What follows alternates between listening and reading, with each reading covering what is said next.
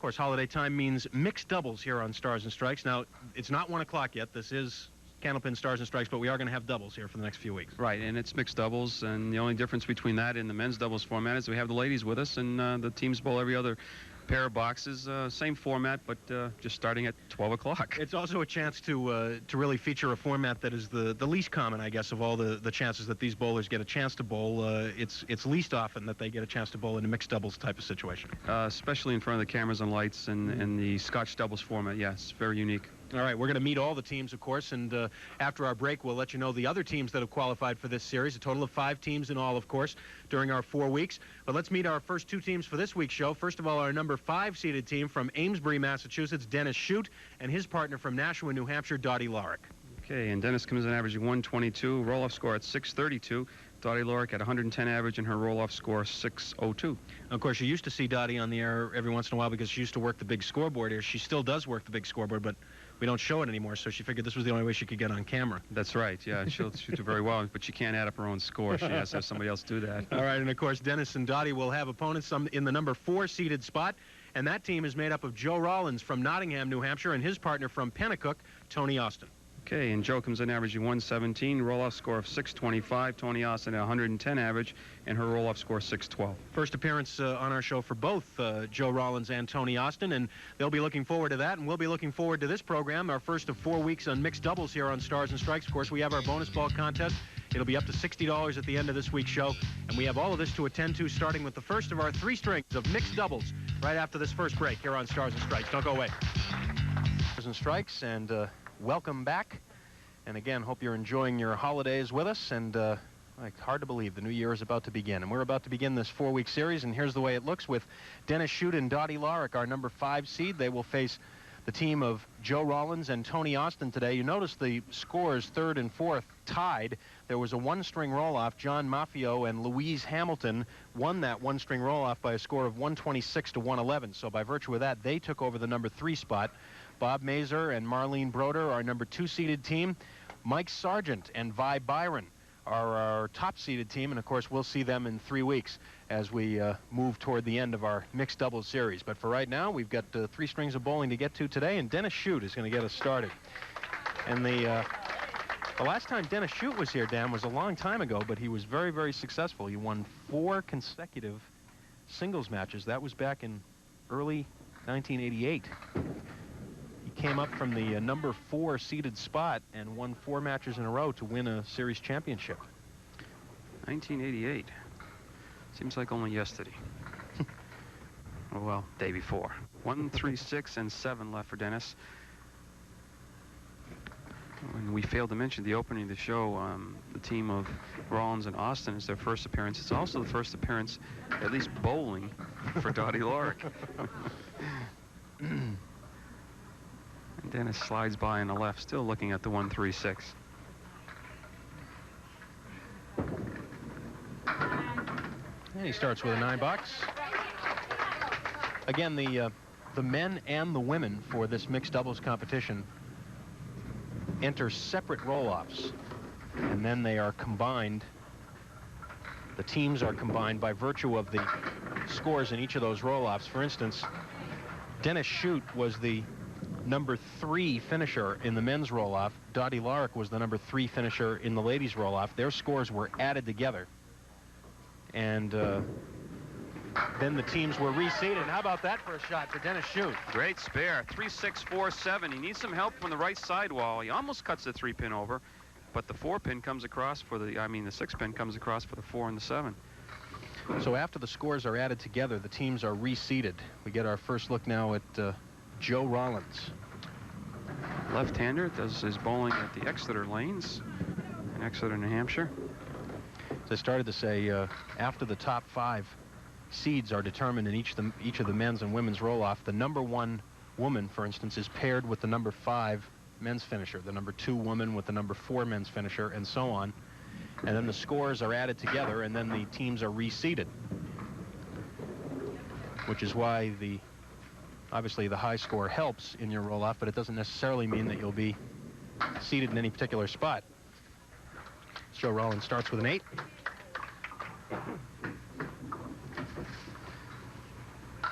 Joe making his first appearance, as we mentioned. Joe and his wife Brenda live in Nottingham, New Hampshire, over near the coast. And they have a 16-month-old daughter, Rebecca. Well, there's a break. I was going to say that was a good-looking ball going in the 1-2 pocket, but at first he had the 9 and the 10 left, and finally a piece of wood came over and knocked down the 9-pin. He's taking a good look at this because you can see that wood is rested against the sidewall, so it's liable to snap away from the 10-pin. He's probably going to want to try to hit right on the red line and drive it straight back. Not an easy shot. Joe, by the way, works for Sullivan Tire, which means I'm going to have to ask him if he's ever ridden in the blimp.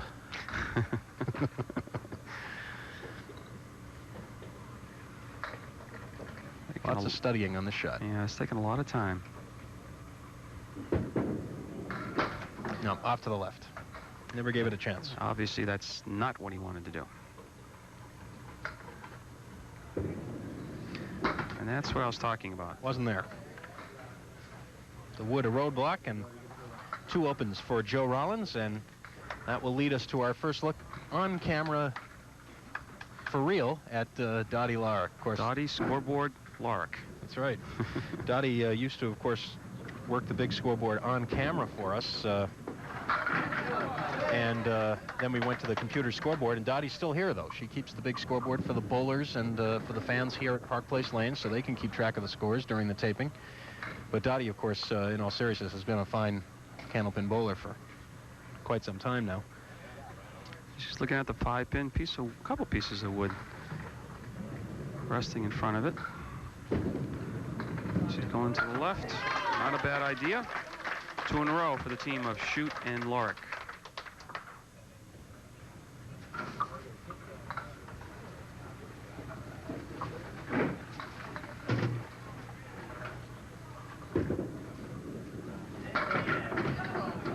Seven drop this time.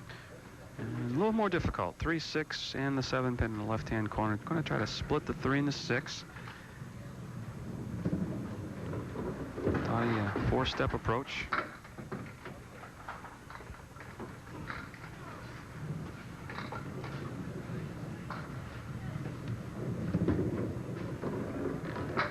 And a 9 box, so 54 for the team through 4.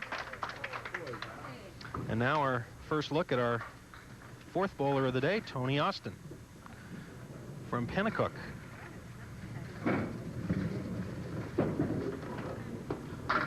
Sliding off to the left, half Worcester left, 2 in the 8.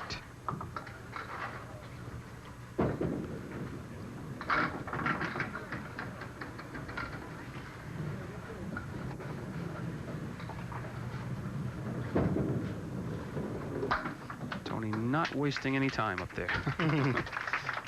A funny story about when Toni qualified for the show. Yes, that's right. She does a lot of bowling, does most of her bowling at the Botwell's Bowling Center in Concord, New Hampshire, so I know Toni quite well. And after she had bowled in the first shift, she was the leader in the clubhouse. The roll-off score, as I mentioned, was 6-12. So when she came through the door to bowl in Concord that very same day, I said, "You came in second," which meant she made the show. She says, "Oh, no, I was hoping you were going to tell me I was 6th. She was so nervous. They'd try in the 7-10. She likes to compete, she says, but I'm not sure I wanted to go on the show. But she's here. And make it a 10. So it's 35 after 4, and it's a 19-pin advantage for the team of Shute and Lawruk. And now back around to Dennis Shute.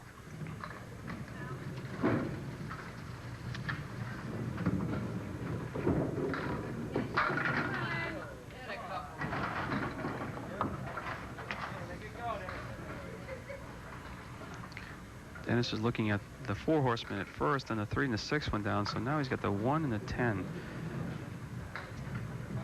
Piece of deadwood in between.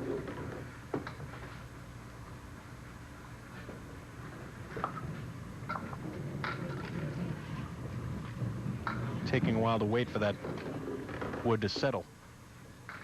You never know, it may be a factor in the shot, even though it's behind there, depending on which way the ball moves. Well, we'll never know. Give himself a real good chance. Because he was shooting for that head pin. As Doug mentioned, even if he hit the head pin flush, you never know what the head pin was going to do. Well, wood didn't help either, so it's a 9-box, 63. The women's roll-off for this mixed doubles series was held at the Lakeside Lanes in Manchester, and the men's roll-off was held at Fun Spot, Weirs Beach. 1, 8, and 10 left for Dennis, and this time again he has to hit the head pin to give himself a shot at making this spare. Looks a little better this time. Yes. So for the second time, Dennis Shute picks up a mark over on lane 31.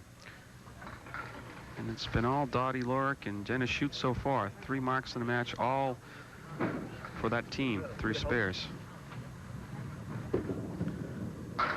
And Joe Rollins is right through the center.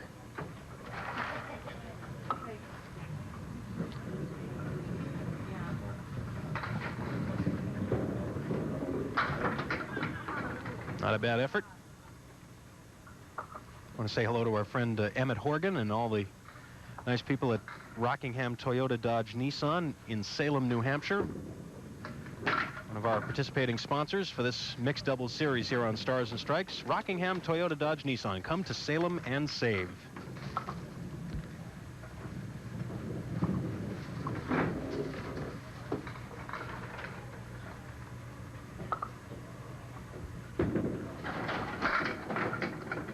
And of course, we hope a lot of you followed our Christmas gift advice here on Stars and Strikes and gave some of those you love either Tri-State Megabucks season tickets or perhaps gift certificates for Candlepin Bowling at your nearest New Hampshire Candlepin Bowling Association house. And ooh, it's too high in the wood.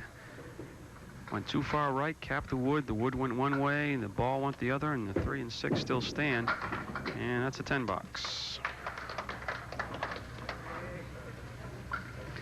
Watch the ball cap the piece of wood right there. Right around it. Dottie Lawruk for the spare that Dennis put up for in the 6th frame. Right on the head pin again, and an 8-pin drop. He's going to be looking at the 5 and the 9.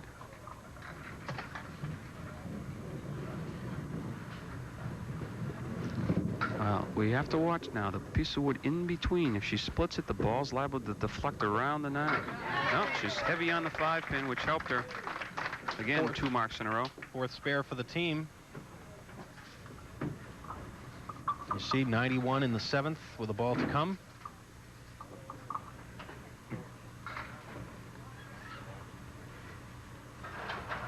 And the winners of this match will come back next week to face John Maffio and Louise Hamilton. The runners-up today will share 5th place prize money of $150. Triangle, 3, 5, 6 for Dottie. Nope.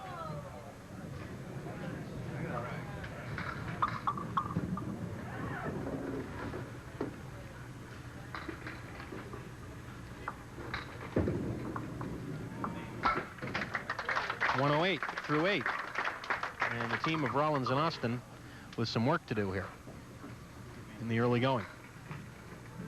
As we get another look at Toni Austin. Right in the pocket. This time, and yes, it's a strike. Fell the right way. She's looking at the 4-7 for a while, and the 4 tipped forward, then backwards, and forward and backwards a second time, and into the 7-pin it fell for the strike.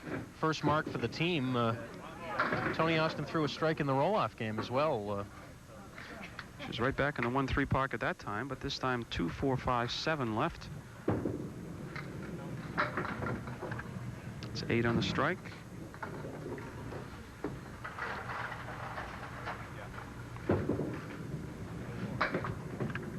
And a 9, so they don't lose any ground in those 2 frames, but the lead is still 27 for the team of Shute and Lawruk.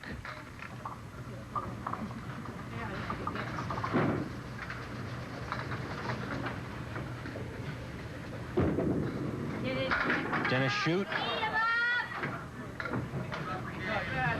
triangle right-hand corner, 6, 9, 10, and all kinds of help out in front. Dennis Shute looking for a spare in the 9th, and he's got it.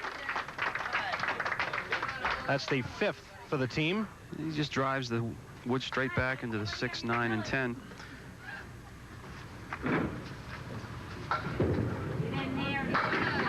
And a 7 fill. And he leaves himself the 1, the 2, and the 7, 1, 2, and the 4 pins. And just pitches the head pin. He's going to finish. Each time they get a mark, they follow with another one. And you see the 2nd in this pair. It spares in the 2nd and the 3rd, the 6th and the 7th, and now the 9th and the 10th frames. And they're going to have a pretty good opening game. 9 drop.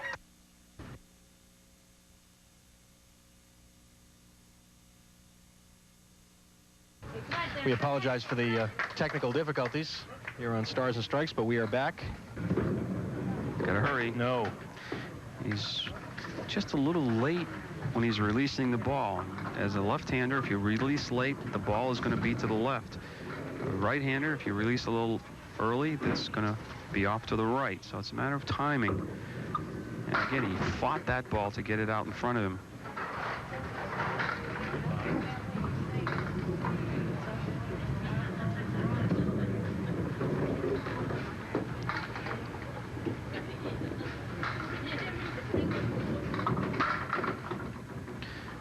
So it's going to be a substantial lead for the team of Dennis Shute and Dottie Lawruk this opening game.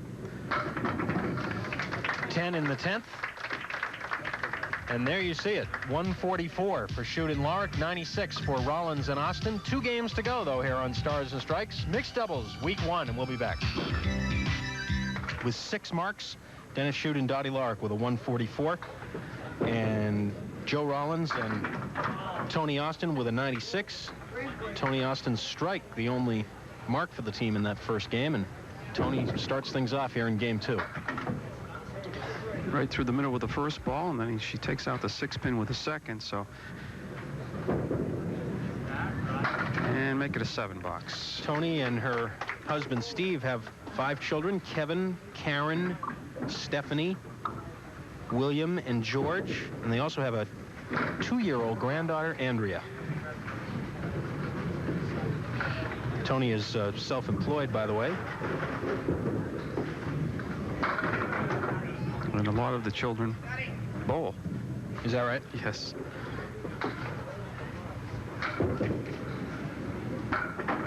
Good out by Toni.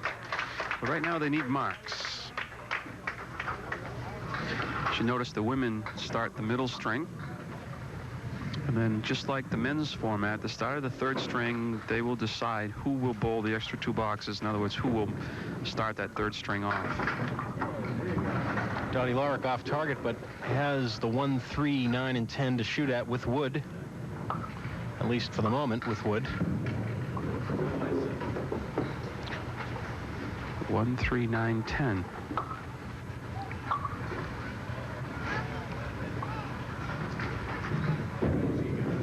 Play on the outside, well, in between, right flush on the head pin, drove it straight back, still looking at 3 pins.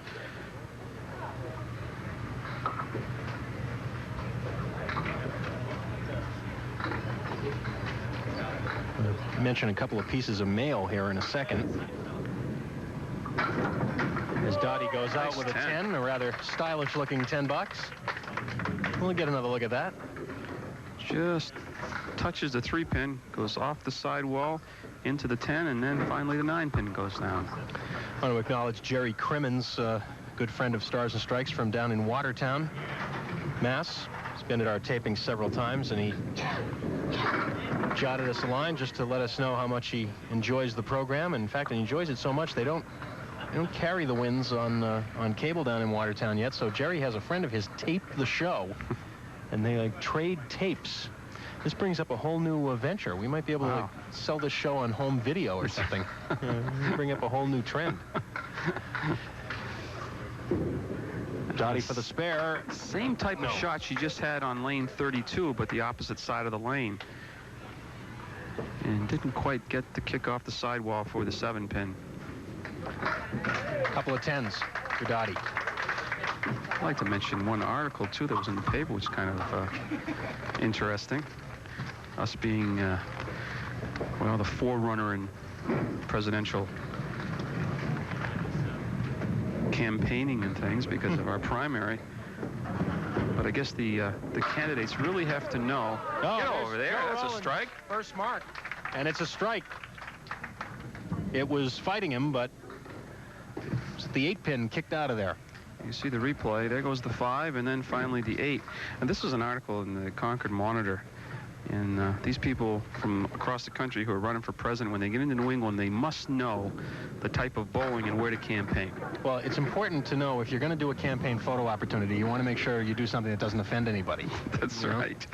And this one, just quickly to presidential candidate Bill Clinton. I saw your picture November 15th in Concord Monitor. Although you did have your left shoe on your right foot, I did notice with dismay. That's a nice spare by Joe Rollins. We'll get another look at it. Spare on strike. You see. She goes on, or he goes on to say, or she, I'm not sure. I noticed that with dismay, you were holding the wrong bowling ball. If you want any chance whatsoever in the Northeast, you have to change your alleys. Any self-respecting bowler knows that in the Northeast, candlepin bowling is the way to go. And she goes on to say that I would even give him some free lessons, and that's absolutely right. So if you're going to campaign in New England, boy, you better get into those candlepin lanes. Now, speaking of new businesses, Dan, this could open up whole new ventures for you. Candlepin bowling lessons for presidential candidates. I mean, this get into probably further my political aspirations, huh? Or ruin them. Yes. That's another 10 for the team of Shute and Lawruk. Opposite a couple of marks here by Joe Rollins, who heated things up there in the 3rd and 4th, so team trying to cut into that deficit. I should mention that's H.C. Cunning from Pennacook who put that article in the paper, and we thank you for that. Oh, that wood slid around nice for him. He's got the 5-pin and a piece of wood flat against, well, actually it's out in front, but it is facing him. Should be no problem. I can see it now. It'll be a required thing not too long from now for every presidential candidate to pose with you. We'll take a break. Each team with a spare up in the 4th. We'll be back.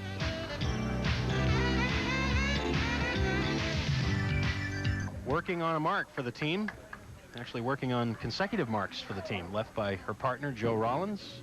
This on a spare. Got the head pin, 7-pin drop, the 2, the 5, and the 7 left. Got to hurry, get the 2-pin. Not going to happen. Just leaves the ball to the right. Before we go any farther, I just want to make a quick correction. In case I mispronounced the last name, we were talking about one of our pieces of mail during the last segment. Jerry Krimis, I believe, is how he pronounces his last name, from Watertown. In any event, Jerry's a good friend of the program, and we appreciate hearing from him, as always. And we hope, like Jerry, that you will become a visitor here to Park Place Lanes for our regular taping sessions. A little bit later on, we'll fill you in on when our next one will be. Just to the left. Tony seems to have settled down a little bit. Came right in the head pin pretty well the last 2 boxes. Trying to get the 10-pin for a 10 box, and she does that.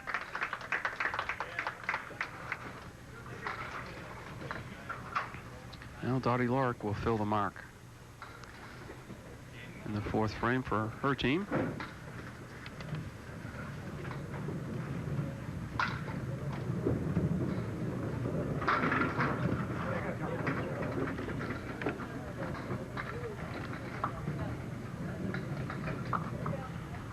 The high-low jack with wood. That, by the way, a 7 fill, of course. Maybe. Got a chance. No.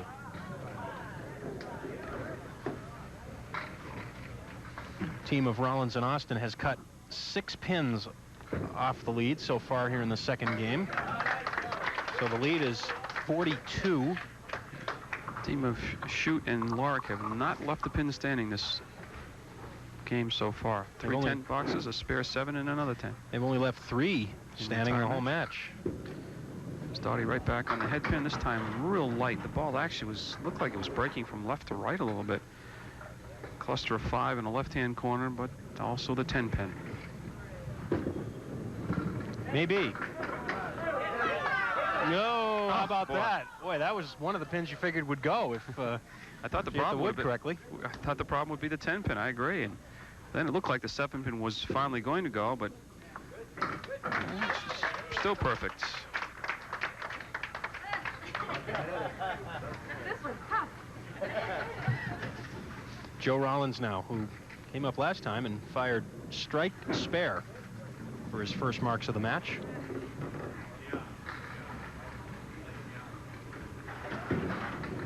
A little short. Again, that's been his problem, coming up short on the head pin. Cluster 4, 1, 3, 6, and the 8 pin, and make it to 9. We'll get them. There's 4 of them up there. Yeah, I got that right. Well, this wood, of course, could be a factor in between. Missing the object pin, though. With the ladies on the program here for our mixed doubles series, might be an appropriate time to mention that a 5-member team from New Hampshire won the 1991 Canadian Ladies Candlepin Championships last month up in Halifax, Nova Scotia, just outside of Halifax. Deb Regan, Deb DeRocher, Peggy Tosi, Janet Pock, and Carol Downey. Big strike off the ball of Joe Rollins. He seems to have it going a little bit here. Yeah. Strike in the 8th. It's the 3rd strike for the team. As I mentioned, that 5-lady team winning the Canadian Ladies Candlepin Championships, they were tied with a team from St. John's after 19 strings, and they had to go to a 1-string roll-off after all that. And they won the roll-off. So congratulations to those 5 ladies for their victory. And how Nice about that? spare For Dennis Shute. Spare in the 7th for Dennis. A great shot. 4 horsemen left, right, plus the 8 pin. And there you see, just split the 1 and the 3. The head pin came back to help him out with the 8 pin. Now he's going to fill that spare right back on the head pin. 8 pin drop. Now he's looking at the 4 and the 10. And looks to me like he's going to have to go right at the 4 pin, and then he's going to need some help for the 10. Well, he tried to split the wood, but I didn't think he could get much action off the way the wood was situated, and that's exactly what didn't happen. He'll try to grab 1.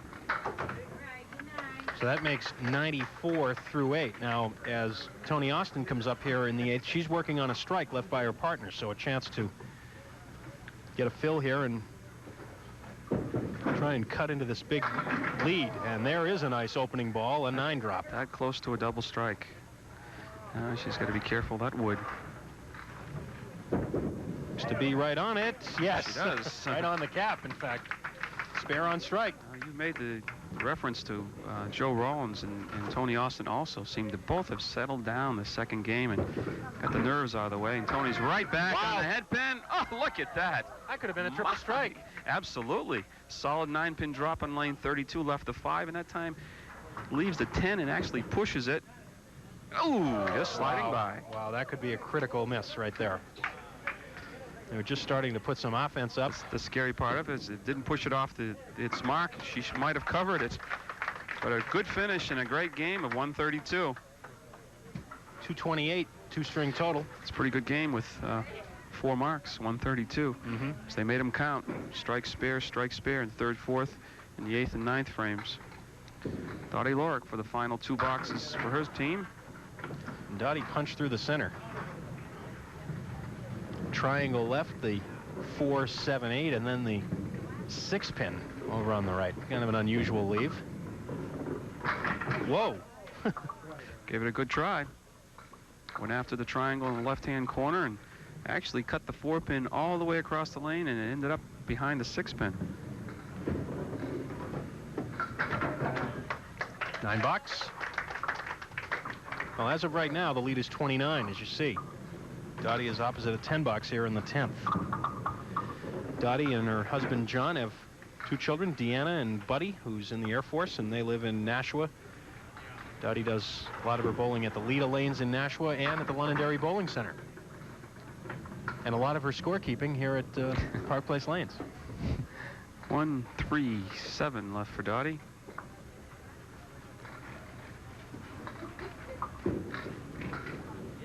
No.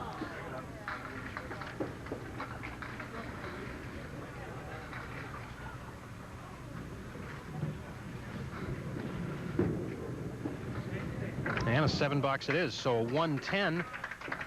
And the team of Rollins and Austin picks up 3 more pins in count in that final box. So there is the story. The lead has been cut almost in half after this middle game. 26 is the difference. And we'll be back with our third and final game on Stars and Strikes in a minute. Third game, Dennis Shute.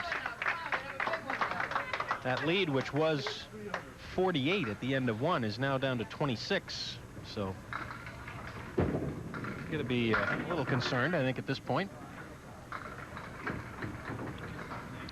Yes, because really, I mean, you mentioned it could have been a triple strike for Toni Austin at one point. Matter of a couple pins, and that would have been a swing of 60 or 70 more pins. So, but they still have the lead. That is Dennis Shute and Dottie Lawruk. This leave an interesting one because of the wood that's right directly behind the head pin. Dennis waited for it to settle, but not enough happening.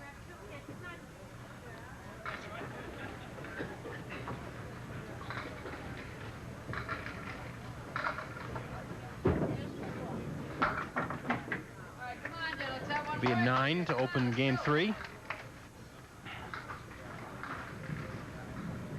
Our presenting sponsor, as always, here on Candlepin Stars and Strikes, Tri-State Megabucks. Just imagine being rich. Give Tri-State Megabucks a try. You never know. 1-3. 8 and 10 left for Dennis.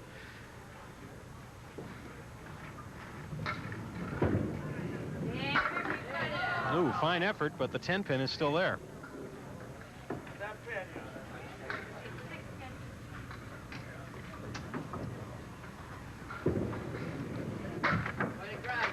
So an open pair, I should say, for Dennis Shute. That gives Joe Rollins something to shoot at here. Trying to keep that momentum they built up in that second game going into this third. Right through the middle.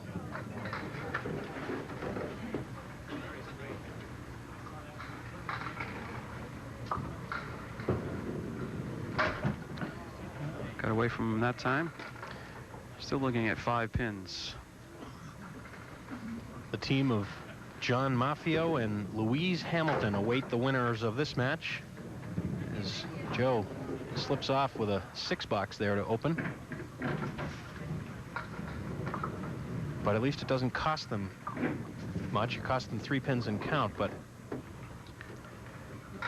what they need are marks, of course. This time he crosses over into the Brooklyn pocket, and look at the 8 pin. Well, let's see where the wood settles down. It may,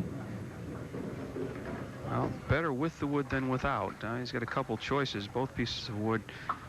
Well, let's see where it settled down first before we start analyzing anything here. Well, I think his choices now are to the one farthest to the right. Seems like the best angle of the tube, although it might come in contact with the front piece and kill the shot. Right. Well, he's high on it. Ball came back. Wow. That was very, very close. That ball is still on the plate. Now, let's see what it does here. It may roll off. That ball took a rather interesting route across the plate. It came across in front of the 8 pin and then came all the way over to the right channel, and it looked like it was going to go off, and then it went back the other way. Now, if that had knocked into that again, that's still a legal shot, right? Sure. You just wait for that to kind of roll around. That's right. 10-box. Kind of a disappointing 10-box, really, because Joe threw a pretty good ball in there and left the 7-8. It's a tough piece of wood. And what happened is that they lost 2 more frames that they needed to get some marks in, so they're down to 8. The lead is 29. Dottie Lawruk is in the pocket on the Brooklyn side and leaving the 6-9.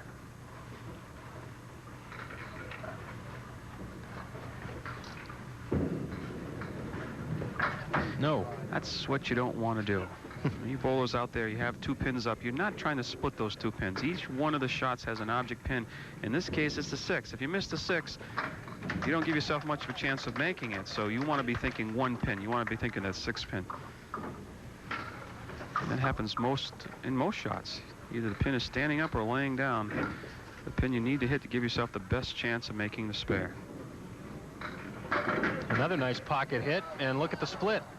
7-10. Well, here's the case in point. I think you have to play the wood, even though it's pointing right at her. She's got to have some help. See if you can get the dead wood moving one way or the other.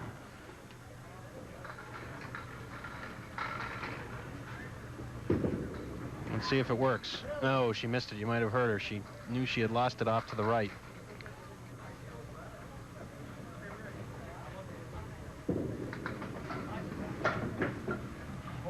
So it's 2 more open frames, and Toni Austin a chance to come up. And Toni has been throwing the ball very well the last couple of times she's been up there.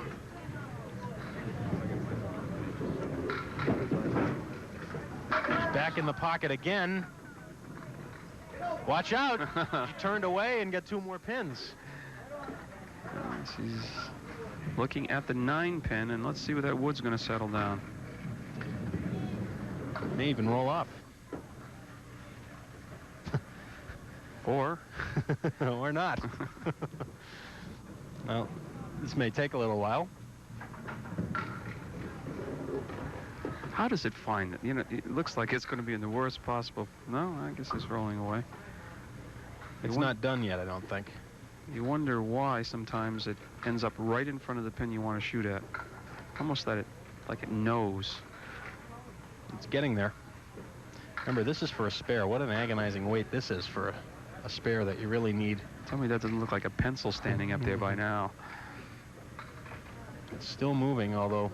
Yeah, it's settled down now. She's going to have a shot at the 9 pin. Got to watch the wood. Oh, boy, the problem. Perfect wrong spot, as you said. The exact wrong spot to have that wood in. Just too close to the pin to get by it successfully. Of course, the weight didn't help her. But as Doug said, she's thrown the ball very well the last few boxes, and this time just missing the head pin. 1, 3, 6, 7 left.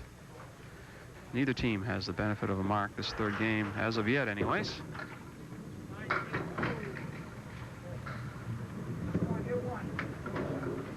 Well, the team of Rollins and Austin still with a chance, but they've let 4 boxes slip away here. We will take a timeout and come back. 6 boxes to go in game 3. The lead is now 27 for the team of Shute and Lawruk. Don't go away. Shute. His team's still in the lead.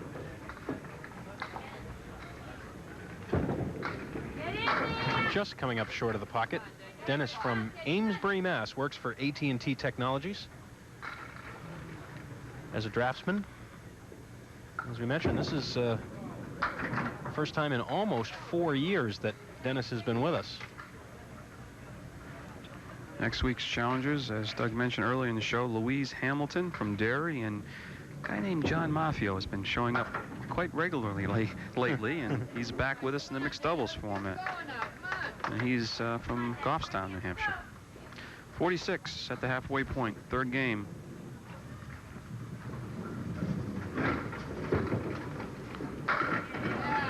Big 8 drop. And here's the 6-9. This is the same leave that Dottie Lawruk had a little while ago, although Dennis will have a piece of wood, too. Or maybe not. And he missed it.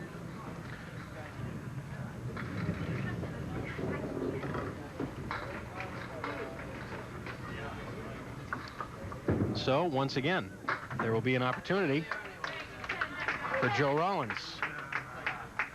A defensive struggle here in game 3.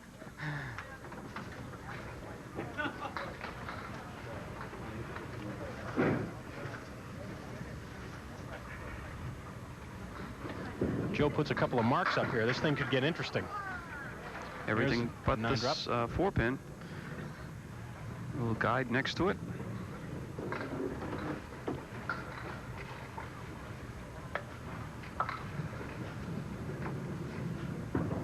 Looking for the spare, and he's right on it. Crossover in lane 32, and he'll fill this box, or this spare himself, because it's the first box of his 2. And he'd like to leave one up there for his partner. That's 6 marks for the team. 3 spares and 3 strikes. Oh, my. Well, hit the object pin, the head pin, but flush, went right through the middle, spread eagle, and only a 4 on the spare.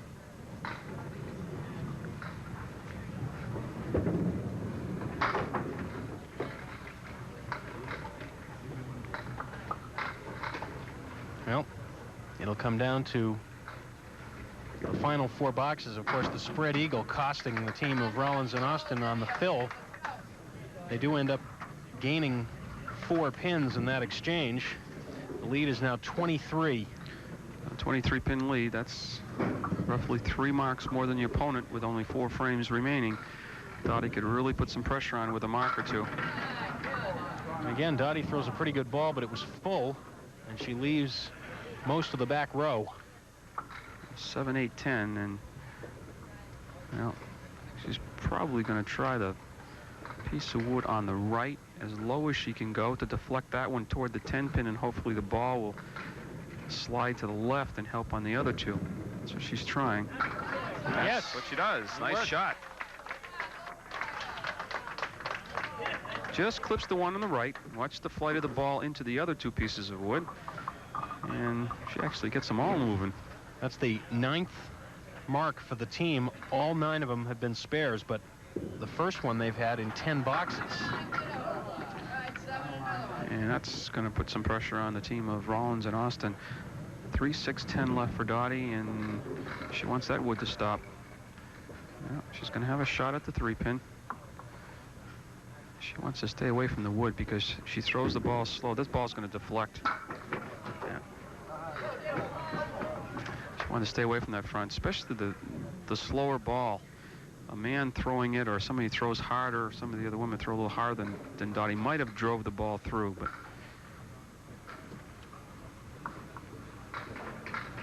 Dottie waiting for that wood now. Dottie very deliberate. Her work is done for today. 83 through 8. And Toni Austin looking at her final 2 and thinking marks, preferably strikes. Let's see. Ooh, toward the pocket, but broke a little bit full at the end. Difficult 2, 4, 7 on the left and the 10-pin.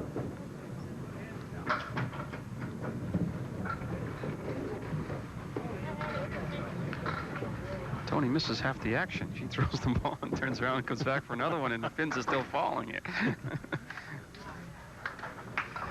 She probably figures, well, there's not much else I can do. I threw the ball, and whatever happens, happens, and I'll see it when I turn back around.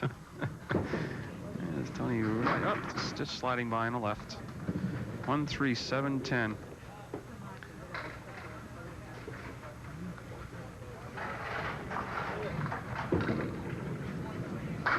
Just missing the head pin.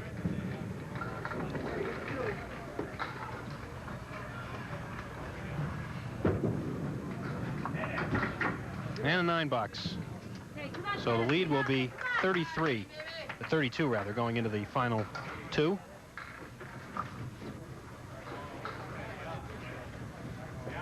As Dennis Shute steps up. Looking for his 5th win in a row overall here on Stars and Strikes.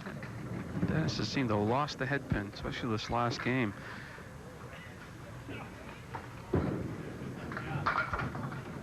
Okay, one more.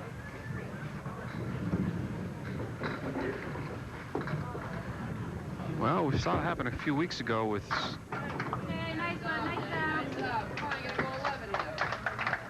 Bob Mazur needing strikes, and that's what Joe Rollins is going to need.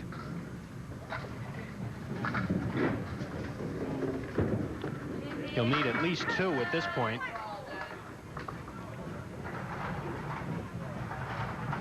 depending on what Dennis does with this shot.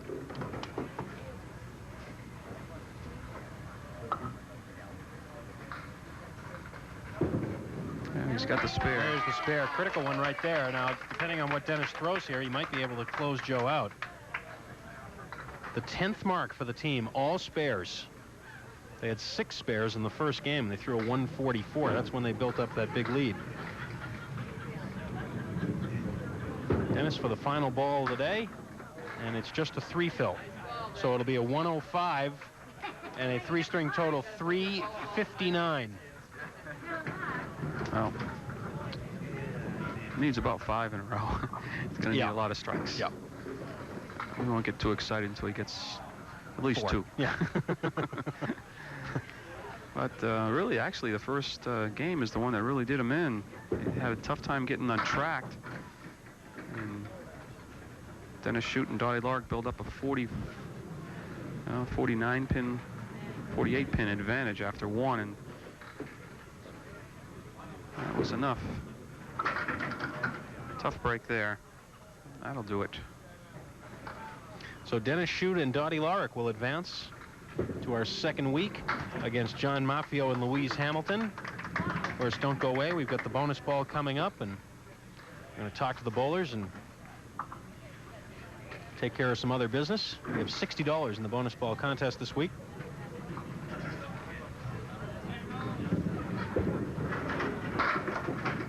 And let's see, Joe will have a spare leave here in the 10th.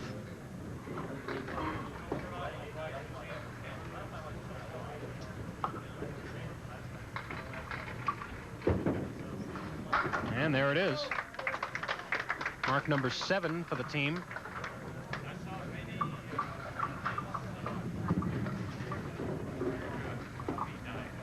Well, Joe looking at the scoreboard, he knows there's not much he can do now unless he can throw about a 50-pin ball here on in this final one. He throws it hard, he'll subtract pins off the other team. Well, there's your indication of what you said earlier, Dan. The team of Rollins and Austin wins 2 of the 3 games. But because of that first game, the big string by Dennis Shute and Dottie Lawruk, that lead holds up. And the final totals, there you see them. 359 to 334. Shute and Lawruk advance. And we'll be back to talk to the bowlers in a minute.